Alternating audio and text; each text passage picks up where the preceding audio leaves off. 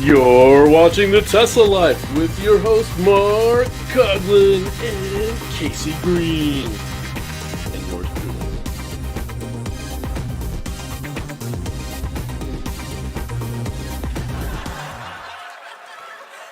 Hello, everybody, and welcome to the Tesla Life number 244 for the 9th of March, 2022. Welcome, everybody. And Patrick, your welcomes are getting even better. Yours truly? You can announce your name too, I would say. Speaking of Patrick, how are you today, sir? Welcome from the West Coast. Hello, everybody out there in Tesla Nation. Welcome. It should be a fun show. Always exciting things happening in the world of Tesla, and unfortunately, too many exciting things happening in the rest of the world also, which we will touch on. Yes, exactly. Also joining us, as per usual, we have Mr. Casey Green from the other mid-Atlantic coast. How are you today, sir? Doing quite well. So I'm doing my part to reduce and reuse. That garage door opener sound you may or may not have heard was new arms for my chair coming in, so I don't have to get a new chair. Cool. Yes. You've ordered arms. Okay. Well, you know how sometimes they'll crack. Yeah. Mine make a lot of noise. Now that we're getting into short sleeve weather, I'll end up injuring or scratching myself if I don't do something about that. Pinching your arms off. Absolutely. Exactly. Yeah. And first in the chat today was Derek Ludwig. I managed to not be the first in the chat, although I was probably the first to open it up. Hey, Derek. I set it up and didn't say hello. He got us. Welcome everybody to the show. We got Derek. We got Hockey Day. We've got Anders all joining us early. Good to those see. are just the people who said hello. Remember last week we had a whole show. I can't tell if there's anybody else there. As far as I know, those are the only people there. So if you are out there, please say hello. Say where you're listening from. Let us know. Exactly. Well, there's always news to report in the world of Tesla, and let's get to our first story. And this is a questionable story. It was announced recently that Elon had asked for more oil and gas production. He did tweet that, yes. Which was a bit of a departure from an Elon normal tweet. But of course, Elon is indicating about the loss of Russian oil in the world supply due to the Western world cutting Russia out of supplying their oil to a number of places. And of course, Russia supplies, I hear it's about 9 or 10% of the world's oil. And they're one of the largest oil producing and exporting nations in the world. So with the loss of that Russian oil, of course, we've all seen it here in North America. I'm sure our European friends have as well. Anders, I'm sure you could tell us about what the up in price per liter is over there. But here in North America, it's jumped substantially, in some places doubling. In my wife's country, they suggested that everybody stay home or ride the bike, and then they could resell that oil on the world market. That sounds like a stock option there. Right? If you don't burn it at home, we can sell it elsewhere. Yeah. But the most successful dealers are not users. That's right. Talk to Norway about that. They're ones that do exactly that. So that's why Teslas are so popular there. That's right. That allows them to export more. So Elon's asking for more production within the U.S., of course, to help with that bubble. We all know that reducing fossil fuels would be ideal, but in an emergency situation where we are now, of course, we all are affected by the oil price, regardless of whether or not we have an EV, because most of our products are delivered by petroleum-based vehicles. And we need to be up on that so we can keep prices, from rising substantially. We've had inflation now happening for a while, and this is going to contribute to it. So we're certainly would like the world oil market to even out so that not everyone is faced with upward pressure. There's Casey, yeah, with the Shell sign behind him.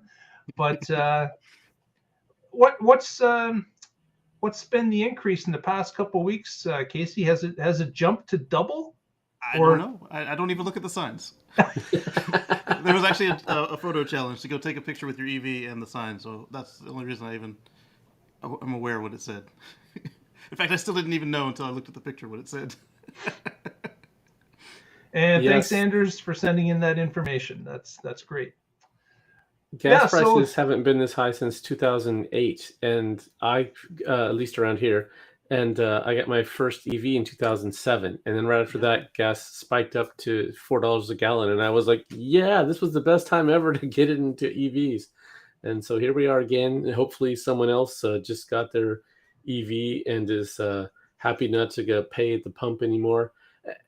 This is a serious problem. We have to have energy independence, and the best way to get that is with renewable energy. Now, it's not the only way, but other countries don't get invaded for their wind farms, right? So if you have renewables and batteries, and we move off of fossil fuels, we are going to have a much more stable world. And I just that's exactly the reason I got into EVs in the first place.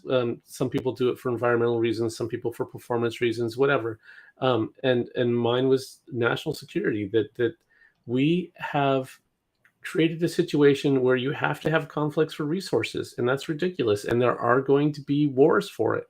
And we don't have to do it that way. I got my Prius right as the gas price was going up around 06, 07, and we were pushing either $4 or $5 a gallon in back then money, and like the week after I got the car, the fuel price dropped forever.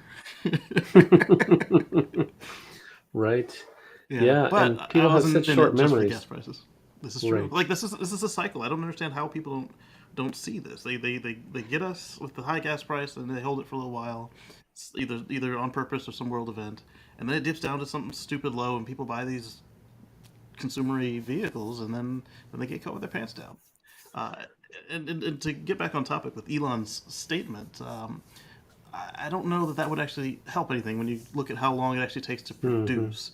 Now where it would work the way he said is if some of these countries release their strategic reserves, but at the same time, then how are you going to refill them at that point? You can't keep releasing it until they're gone. We're hoping this situation in Ukraine/Russia gets resolved as quickly as possible for the pure humanity of what's going on. For sure. We hope that this ends quickly. We don't know how quickly it will be. We have no idea. We don't have a lot of control over it. The sanctions and things that are pressuring Russia and pushing inflation, we don't know how long they're going to be in play. But as Casey had mentioned, you're right, this is a cycle. I've seen this cycle over the past 12 years that I've been paying attention. But I know a number of people don't pay attention, and they just ride the roller coaster. And then typically they're selling, SUVs and trucks when we're low on the roller coaster, and those people are getting burnt when we go high on the roller coaster. So it's. I mean, it goes back before I was born, like the 70s and the 80s and the 60s. It was 2010 when I started to pay full attention to this, and I was looking at the trends and said, I've got to get out of the gasoline market. I have to get out. I need transportation, but I need to be out of it. And I started looking for alternatives the summer of 2010. And it took me until 2012 to find something that I could afford and would do the job. Yeah. And that's not to say that none of the governments are not releasing their strategic reserves. The U.S. did that this morning, and a couple of other allies did as well. But when you look at the core reasons for why this current one is going on, aside from the vanity of a certain world leader, Russia wants the gas and oil rights that Ukraine has, because when you look at how international waters work, that is a component of this, even though they're not saying that in their rhetoric. If Russia's main export wasn't oil, and if Ukraine didn't have oil or oil rights, then this probably would not be happening the way it's happening today. Agreed. Possibly. Yep. All right. On to the next story. What do we got here? Tesla gets final environmental approval for Giga Berlin. Boom! Woohoo! Now, what does that mean? It means they can't sell vehicles yet. Right. they got a 400 point condition list of all the things they have to address before they can start legally selling vehicles. Now, they can start making them, they just can't start selling them. So this kind of ties into our third story as well, that as Tesla starts to ramp up at Berlin, the calls for employment went out right away. They started advertising for new positions immediately. And it was announced shortly after this week that there will be a ceremony on March 22nd. That is a mere 13 days away from today. And apparently, they are going to be handing out vehicles to customers during that ceremony. Tesla employees have been invited to the event, and they're going to have a little mini ceremony as they hand out these vehicles. So does that mean they're going to get their other permit in between now and then? They believe so. Elon posted positively that he was happy the environmental hurdle was done. And he believes that they're going to be able to hit those other 400 points and get them knocked out of the way. Awfully quick for 400 points, but maybe they're not as momentous as we're thinking. Maybe the number of them are tied together. There could be things that the inspectors have to recheck before they give the green light. Take a picture Emission of the water controls.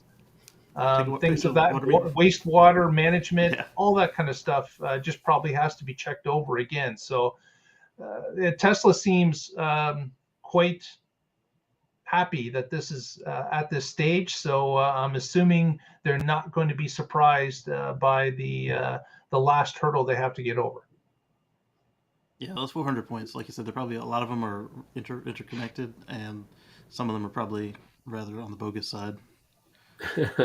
Well, yeah. So I mean, there have been many times before where Tesla thought they were in the clear with Germany. This is true. And that's not turned out to be the case. Oh yeah, and yeah. Speaking of German paperwork, this permit that they got, the final version was over 500 pages. That's a significant amount of paperwork. And did they print it on the cardboard forest trees? Right, and of course it has to be printed. You can't do it electronically, and yet part of it's an environmental evaluation. Yeah, it's printed on dead trees. It just screams irony, doesn't it? Yeah. But well, finally, the environmental hurdle is done, and that was, of course, one of the biggest issues that they had was getting through this environmental viewing. It's now complete, and that opens it up. You're getting darn close to being able to produce those Model Ys and start getting to happy customers and getting paid for them. Like I said, 13 days before the 22nd. At this point, so Patrick, just 2 weeks. Is that what you're saying? Less than 2 weeks. 2 weeks. Less than 2 weeks. Have we got any other confirmation of a Tesla Gigafactory Texas delivering something yet to a customer? They did get their fire marshal approval. Okay. That's certainly an important one. And then the fire marshal is also reviewing their GigaFest. So yep, it's neck and neck still. So I went back to our last week notes. We did have somebody that was supposed to be getting a performance in Colorado, and that was one of the first. I think their number was like 137 out of that factory, so a very low number. But they've yet to receive that vehicle. Hasn't arrived yet. So the bet is still in play. That's right. Yes, coming down to the wire. Or not. Elon watches this show occasionally. Exactly. So I wonder if Elon will show up for the opening handover of vehicles on the 22nd. He loves a good party. Yep. Yeah. That's true. Has he missed any of them yet? I don't think he's missed an opening. No. Yeah. I think they'd reschedule if you weren't available. This is true. Exactly. Yeah. Okay, But will he on to the next. Dad dance Egyptian? Oh, of course. Oh, sorry. Who's going to take the Starlink story? I can do it. That's Casey. So we talked about how Ukraine had asked for Starlink dishes, and I think we might have just discussed how quickly they appeared to have appeared. Gwen Shotwell went into telling us more of the background on how that actually happened. It was still fairly quick, but not overnight quick. And so when those dishes arrived, Patrick was going to make a point where he said, now that you've got your dishes, you should probably be careful so that you don't become a target. And a couple hours after Patrick had that thought, Elon tweets that out and says, hey, you probably turn these off when you're not using them, maybe camouflage them. Somebody said, can you put spray paint on them? He said, yeah, just as long as it doesn't have metallic flakes, because that would change the characteristics of the antenna. And of course, keep it far away from people, because you've got these big white bullseyes. And we saw what Russia did this morning with a maternity hospital. They don't think for a minute they would hesitate to target a Starlink terminal. So he suggested you be careful. Good advice, definitely. Yeah. So he suggested it kind of like the nets you put over like a foxhole, but the spray paint was a decent idea as well.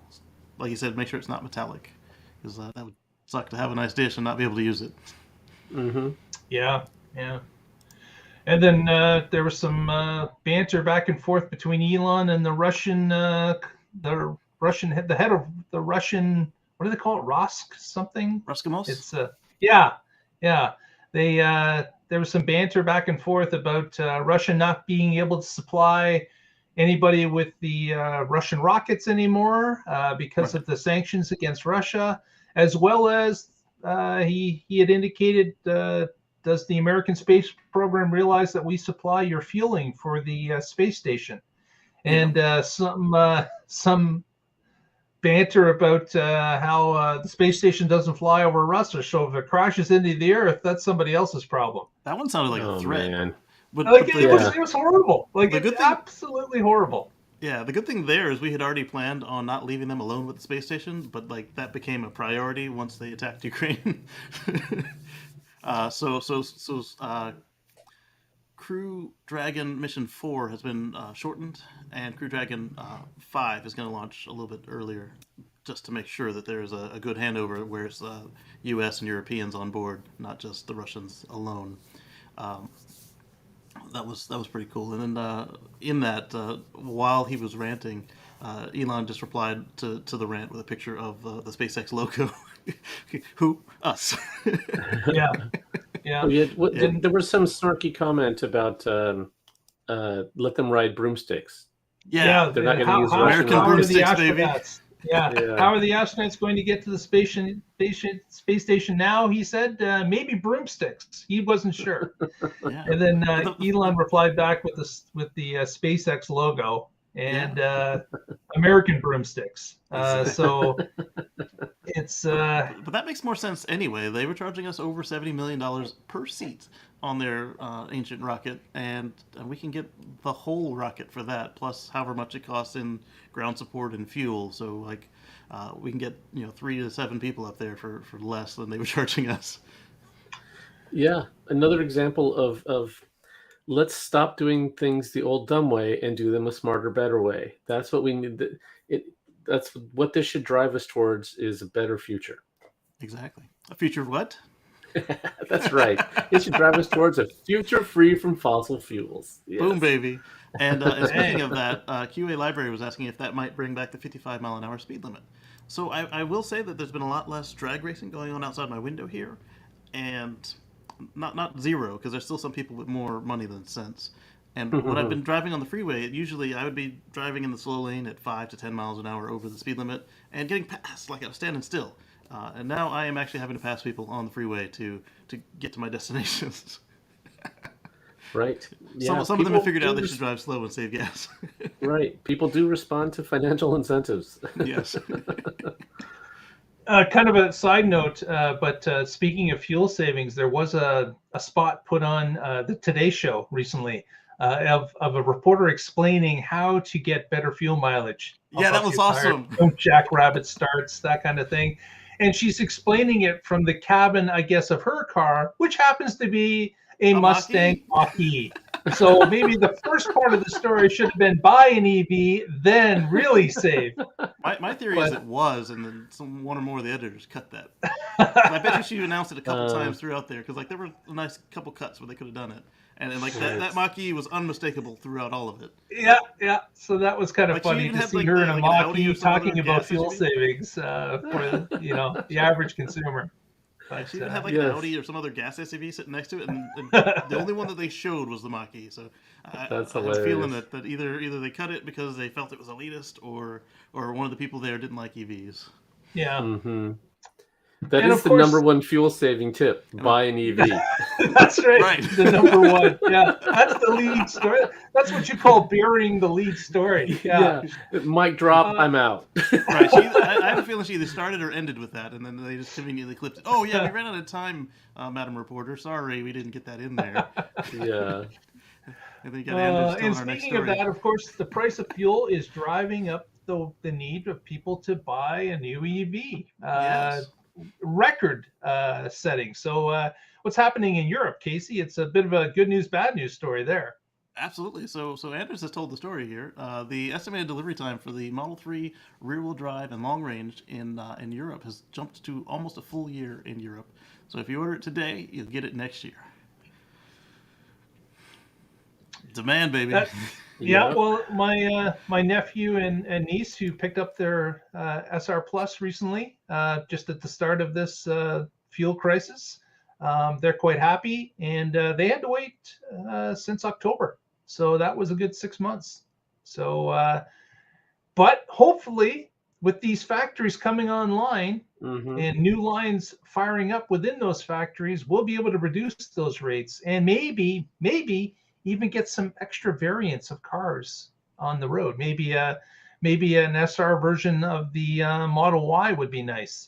Price down a little bit, be able to get to many more families. And with the 4680 battery, maybe they'll get that magic 250 miles that they want to have for every one of their vehicles.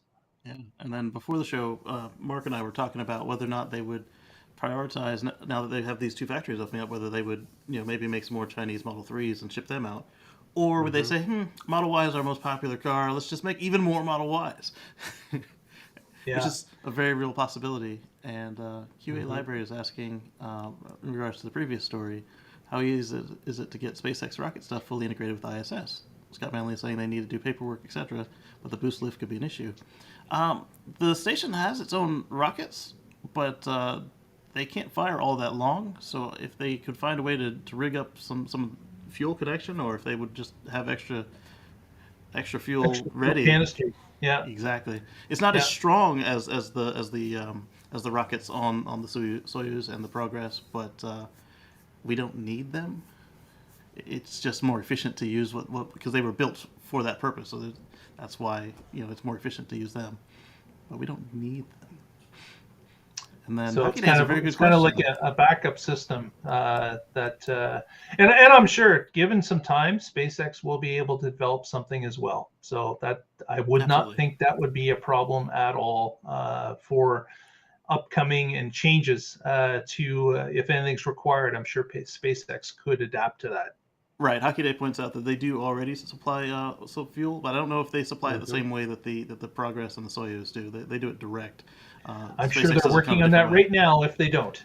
Right. And if they don't, that would be awesome. See them just kick that out and then put the Crew Dragon right there where the Soyuz goes. Yeah. Speaking of a farther place away from us, not quite as far as space, but Patrick's got a story about Alaska. That's pretty far. That's right. Yes. So this is Alaska's a lot closer to me than space. That's for sure. Well, actually, 6 miles straight up, maybe not. But easier to get to Alaska. Yes. So this story comes to us from Drive Tesla Canada, and Alaska's up north, just a little to the left of Canada. So the right place for it. location of a second Tesla Supercharger in Alaska revealed in permit application. So for the second week in a row, we're going to talk about Soldotna. Soldotna is where the large battery pack was recently installed, and that is also the location of Tesla's first Supercharger in Alaska. There we go. Well, now they're adding a second one. Soldotna is about 3 hours south of Anchorage. The new one is about 30 minutes north of Anchorage in a town called, I'm sure I'm going to say this wrong. I looked up this pronunciation, but I'm still going to get it wrong. Chaugata, Chaug Ak. Okay, close enough. Like I said, stumbled on that. So they are opening up their second one there, according to this permit. It's going to have 8 stalls. This is not close enough to get to connect it up to the Alcan Highway stuff that they have in British Columbia, which is too bad. So we'll see some dots being filled in between those as they go. And I have driven up to, actually I took the ferry up and then I drove back a long time ago. And it's a great drive. So very scenic, beautiful, driving through the Yukon. We started in Haines, Alaska, and went north from there and then down. So it would be really cool to be able to do that same drive in my Tesla. So I hope they can connect those dots. Yeah, it'd be nice to see them. They are starting to work their way up through the interior of British Columbia, north. But you're right. There's a lot of dots to fill in between there and Anchorage. So yes. Hopefully we'll see a few more dots start to appear as we push that electric highway further north to connect it to Anchorage. That would be great to see. Next. There we go. Now I said it right. Well, next they're going to have to pay market rates for that thing. What was the comment? Yeah, he said that Russia wants Alaska back. Oh, yeah. They're the ones who sold it for a few beads. Right. I'm sure that we got a great cash deal money, there. but it was cheap. So let's see if we can share this photo with the viewing audience.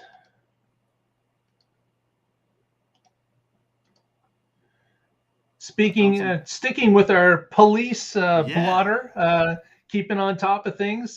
This is a car in Switzerland that has been added as the first Model Y decked out in police colors in Switzerland.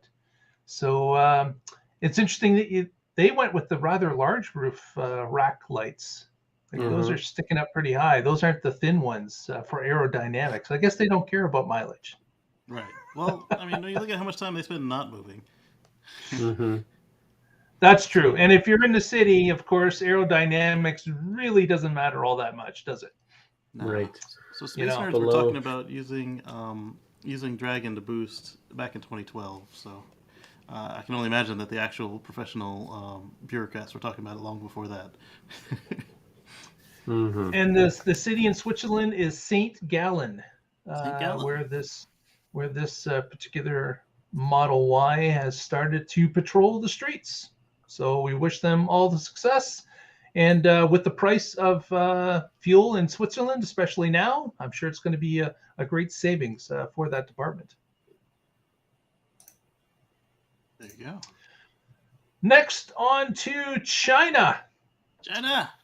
China Tesla has sold 56,615 vehicles in the month of February, which turns out to be an over 208% increase year over year from last year.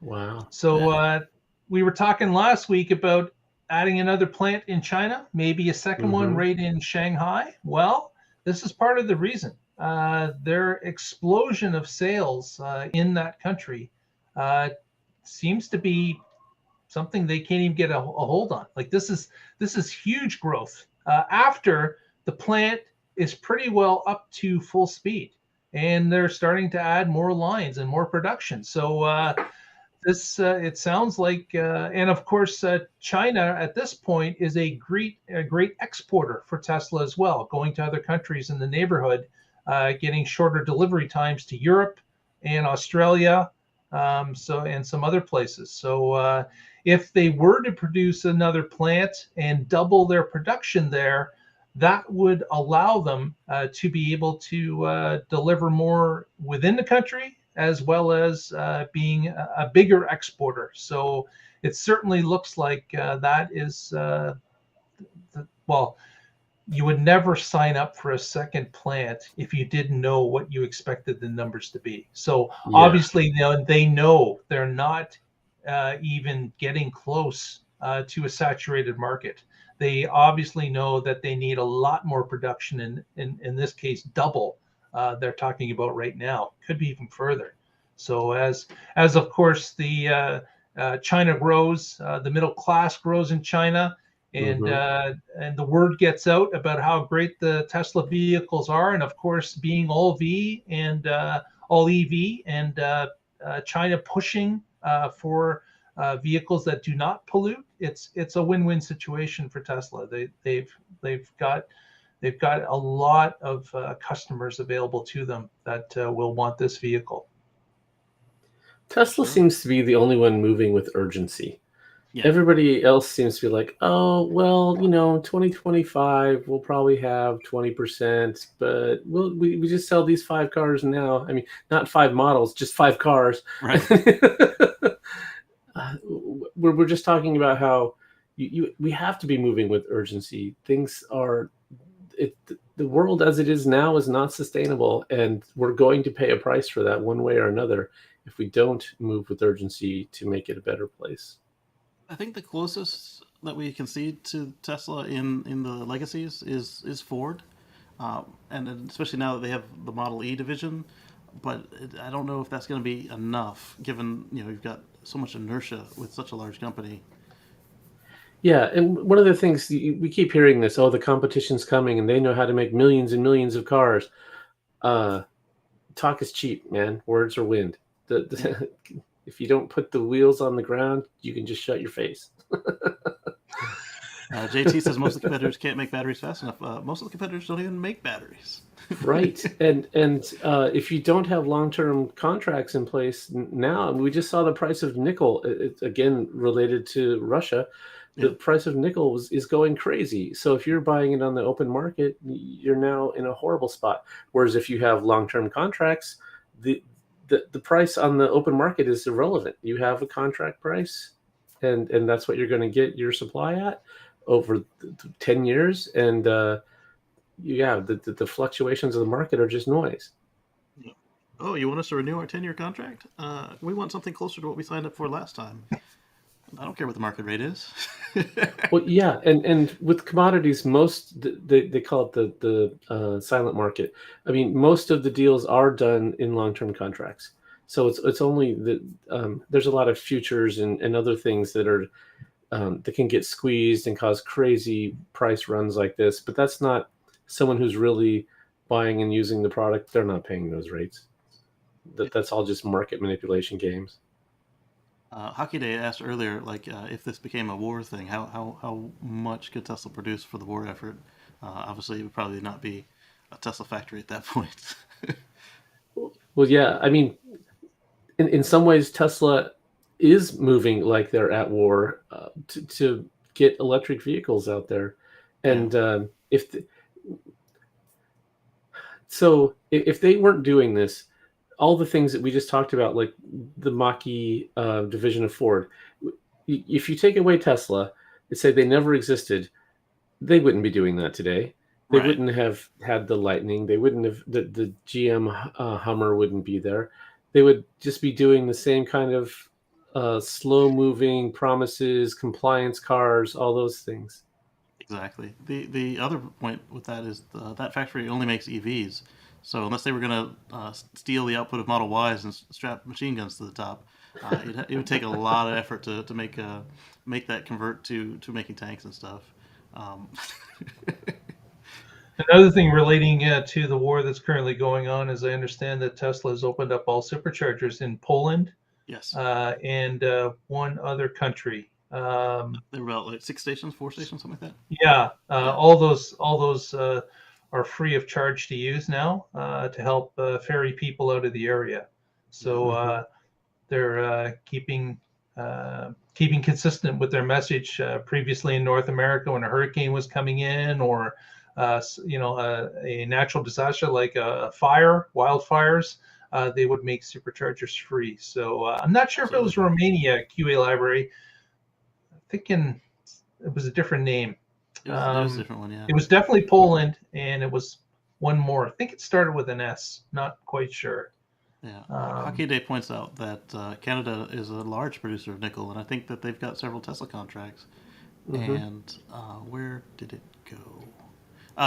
So QA Library says 2030 is a strict deadline. It was 2035 to 2040 for car manufacturers not to sell fossils. If they do build them, they cannot sell them in Europe.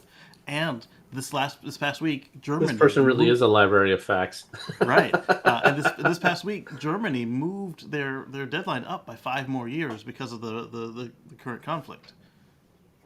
So instead of 2040, it's now 2035. Oh, in Germany. Good. Yeah. Yeah, when you said moved up, I assumed it the wrong way. The good way, because they realize they can't rely on the externalities. Slovakia, that's it. Drive Tesla Canada prompted us. Very good. That's awesome. What it was. There we go. Yeah. So how many other billionaires have you heard doing anything for this? I mean, like Musk has sent the Starlinks and this free supercharger. They're both relatively small. Oh, so sorry. But, sorry. Yeah.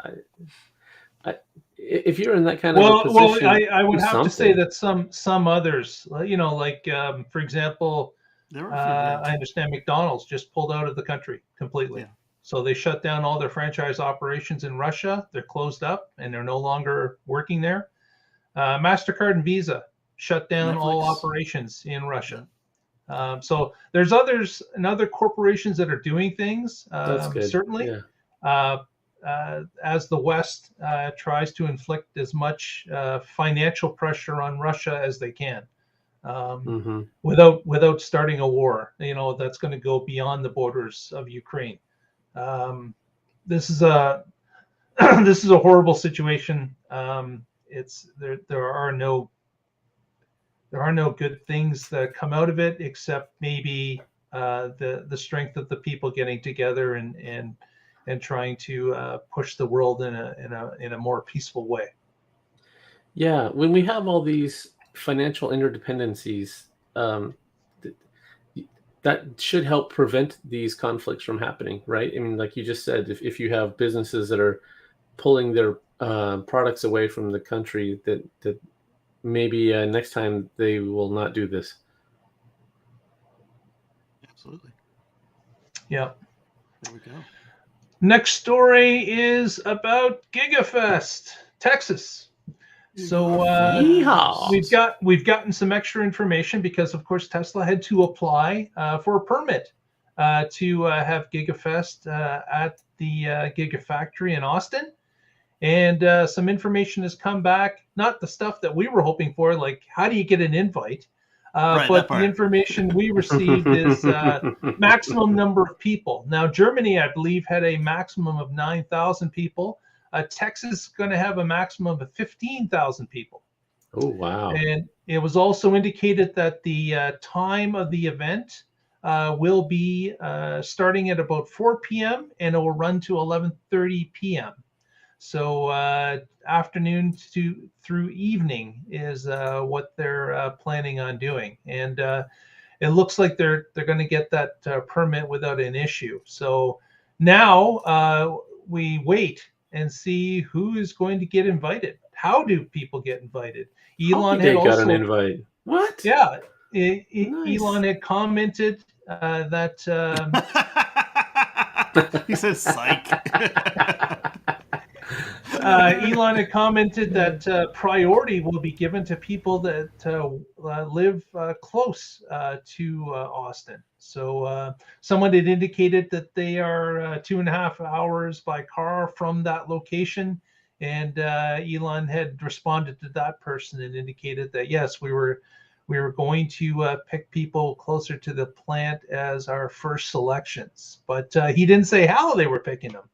In the past in North America, events have been covered basically from a Tesla-only invite list that are typically, of course, Tesla owners already. I'm not sure how this is going to be handled. I would like to see some spreading out of this, providing it to multiple people, not just ones that are in the local area, but that are around. So what are you showing here, Casey?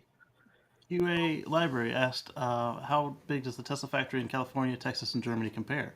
And in square meters, Fremont is 320,441, including the tents. Giga Shanghai is 407,392. Giga Shanghai Model Y line is 229,755. Giga Texas is 402,307 meters squared, and Giga Berlin is 245,827, which surprisingly is the smallest one. Wow, that is surprising. And it's not exactly apples to apples because Fremont doesn't do battery production. They get those from Nevada. Yeah. Interesting. The land they have for Austin, though, they could, I guess, 5 times over what they have planned now if they wanted to. Yes. So, yeah, they could get a lot bigger. Which one was the biggest? Shanghai right now? Right now the biggest is Austin at okay. 402,307. Oh wait, no, you're right. Shanghai. Shanghai is 407,392, so slightly bigger. Pretty close. It also has the Model Y factory at 229,755. Oh, okay. So yeah, Shanghai's got it. Definitely. Yeah. If you haven't already, you can follow us throughout the week at our Twitter feed at the Tesla Life. You can also follow us on Facebook, the Tesla Life #1. And we thank Patrick for doing that. And we thank Casey for keeping our live stream up and running. So that we appreciate that every week. Pleasure. Patrick's got our next story, and he's going to tell us a little bit about Tesla defending Autopilot to the U.S. regulators. What's that about? Yeah, so there are a couple U.S. senators who are not exactly happy with Tesla. One of them named Markey? Yep, he is. Yep, Ed Markey is one of them, and the other one is Richard Blumenthal. And they have accused Tesla of endangering the public and releasing software without fully considering the risks and implications to the public. So Tesla has responded to this accusation in a letter to these lawmakers and defending their advanced drive systems and full self-driving, so Autopilot and FSD. And in this, they make it clear that these are driver assist systems that require driver supervision. And so this is definitely FUD from these senators because they know, just like the media, that Tesla gets clicks. This is going to get them articles and attention. And we shouldn't even have said their name on the show, just to although we're painting it with a different brush than I think a lot of these stories will be. I've been trying to get Markey in my car to show him that he has nothing to be afraid of. Well, yeah, you're assuming that he's using facts. I'm just hoping that the team he's on means that he's not going to be arguing in bad faith, but you're right. I could be under a false assumption with that. Right, yeah. So let's see, there's one line here I want to read. Tesla informs customers on its website that FSD and Autopilot do not make the vehicle autonomous. They further inform customers that both systems require driver attention while in operation. Every time you pull the stock. Yes, I mean, that's the answer right there, is that, yes, there have been people that have abused it, and they've put in measures to reduce that, to mitigate that. We had the backseat bandit, or a billionaire boy, or whatever his name was, and yeah. Idiot for short. Yes, there you There you go. go. Yes, Use that. that's a better name. Yes, undisputable. So there you have it. Tesla's responding to these lawmakers, and um, it's just we've seen this over and over that Tesla is often a focus of things that other car companies have driver assist systems. Tesla just makes a lot more noise about theirs. Theirs gets more attention. They're trying things that other companies haven't tried. But if you had results showing that this was more dangerous, if you had collisions happening, there are 60,000 people in the U.S. that have this, and I think there was a fender bender with a Ballard in the road. I mean, that's it so far. And yes, there will be accidents. It was a bumper scrape. Okay, yeah, right. So there will be accidents. Some of them will be bad. Some of them might even be fatal at some point because driving is dangerous. And if your metric is that, then no one should be able to go on the roads at all. Not even on foot. Exactly. Yes. Somebody's going to slip. Right. So if you can show that this system was causing significant problems, then I would be all like, oh yes, we should get some regulation in place. We should make sure they're passing some metric before they release it. But that's not the case. You have licensed drivers behind the wheel that have passed these safety score tests, so you know that they are at least somewhat responsible drivers. And I don't see a need for a nanny state here. There you go. Yeah. So this past weekend, I took some VIPs out and taught them about electric cars, showed them FSD Beta, and their minds were blown. They had no idea what was out there, and without violating privacy, there's a lot of people out there that are equally uninformed and It's true. Yeah, we're here, the Tesla Nation. We live and breathe this stuff. We talk about it all the time, and yet there are other people that have no clue. So getting butts in seats is the right way to spread the message. Right, and then a lot of folks, they because they're uninformed, it's not in their wheelhouse.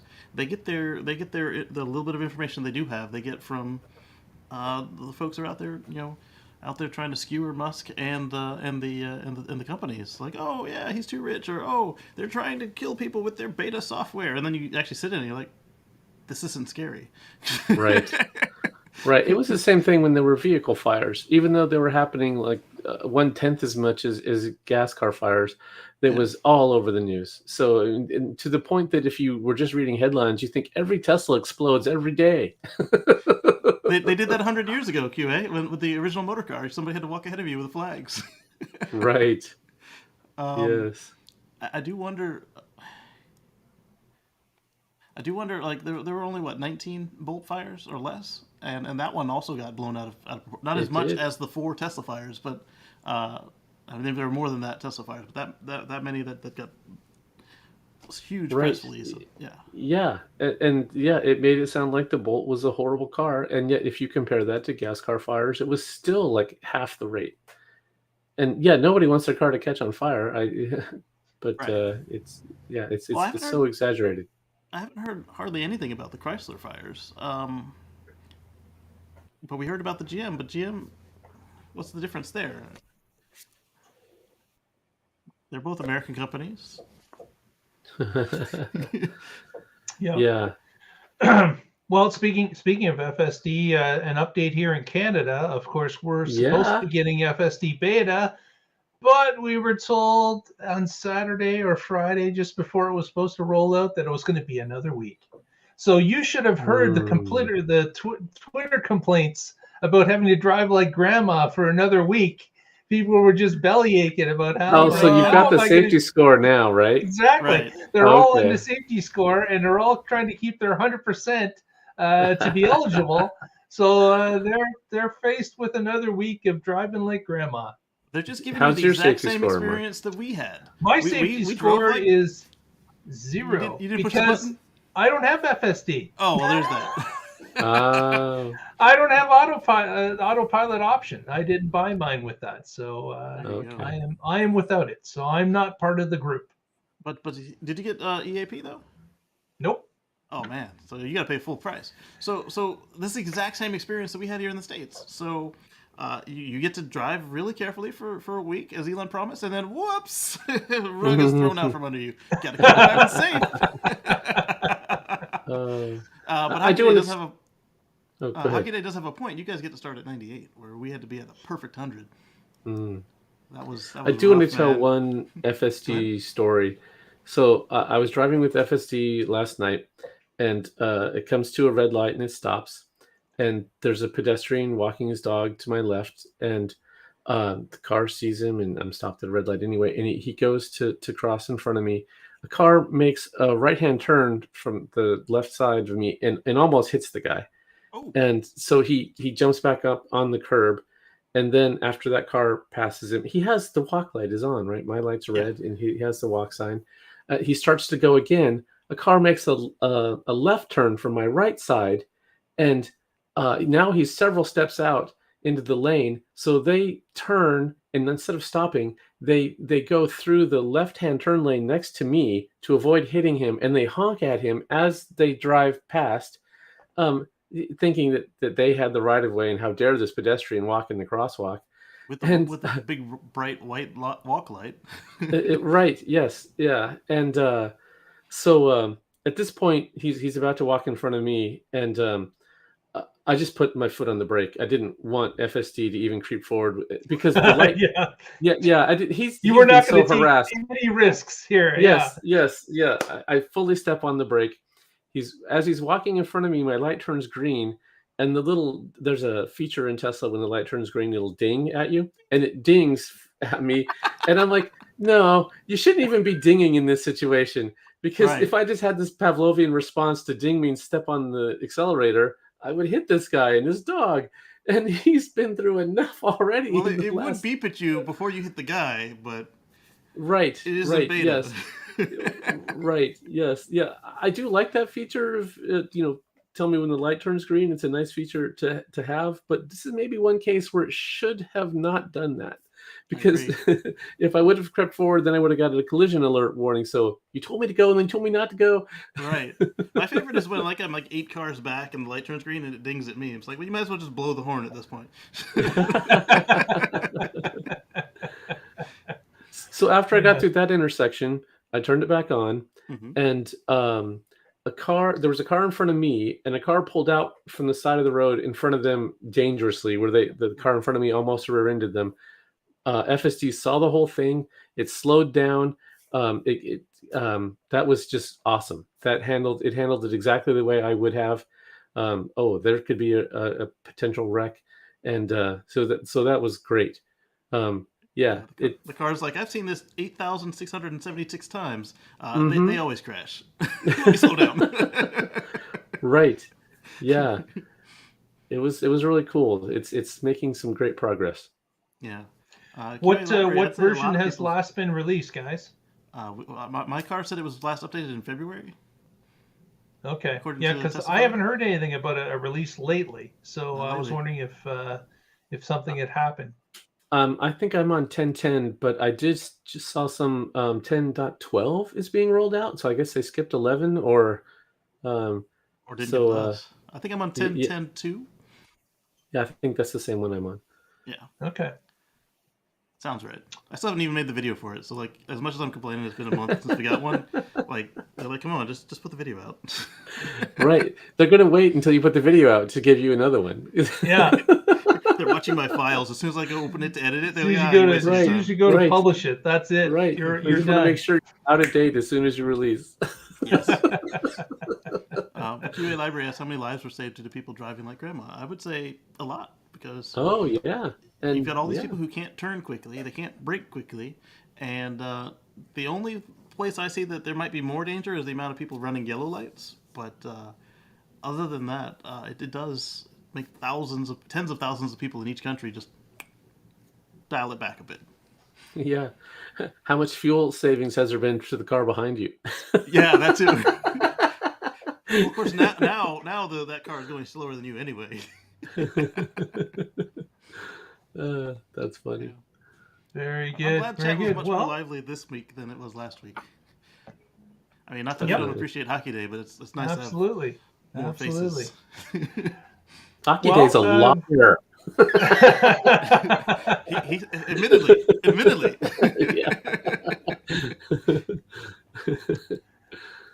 Yes, I could say that Canadian supply could supply a lot of the commodities that Tesla needs. I'm just not sure of all of it. So I know we've got nickel, we've got cobalt, we've got, and I know there's been a couple of announcements recently from GM and BASF about building battery plants in Quebec.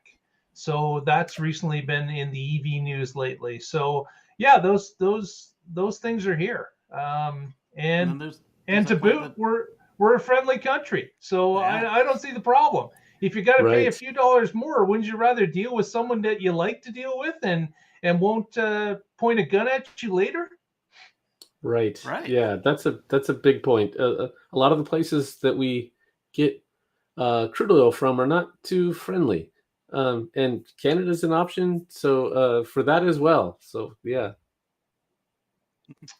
Exactly. Well, with that, Patrick, any updates for the group on cars with cords? My what's in your frunk has been released. It's out there. What's in your frunk? So now you can post your picture. And I did get a response to that where somebody showed someone who's in this war zone, Model 3. They had it fully padded out, an AR-15, a 9mm, clips of ammo. I'm like, oh, that is not what I intended, but that is an interesting thing to have in your trunk. Yes. It depends on your situation, doesn't it? Right. Yeah. Get your tow bar in case you come across a Russian tank. You just take it back home. Yes. So you can check that out at carswithcords.net. And as always, I am with the Oregon Electric Vehicle Association. You can find us at oeva.org. Thanks, Mark. Very good. And Casey, what do you got going on the channel this week? I've got so much going on. I don't know what video's up on deck next, but you can find that at youtube.com/CaseyGreen. That's KACEYGREEN. And in roughly an hour at What Drives Us, I've got I had a chance with a vehicle that many of you might not have had a chance to drive yet. I spent 30 minutes with it during our EV VIP event, and cool. I'll be discussing that on What Drives Us. Excellent. Look forward to that. Yeah, it's not a Tesla, with that, well, you can spoil it. What is it? So people tune in an hour. What vehicle? It's a vehicle that many people are looking forward to. Oh, he's even going to keep it from us, Patrick. It's terrible. It's got terrible. He's a tease. Exactly. Well, tune in to What Drives if you want to hear that. Also, we want to thank you all for viewing. If you haven't already, please give us that thumbs up. Press that subscribe if you haven't already. Helps us out. Helps support the show. Doesn't cost you a dime. Would really appreciate it. Yeah. And with that, we will wrap up this week, and we will meet you all here next Wednesday. And together, we will find out what's happening in the Tesla life. Indeed. And Hockey Day, no, don't be quiet. We just want everybody else to talk with you. Stay positive. Have a great week, everyone. Bye.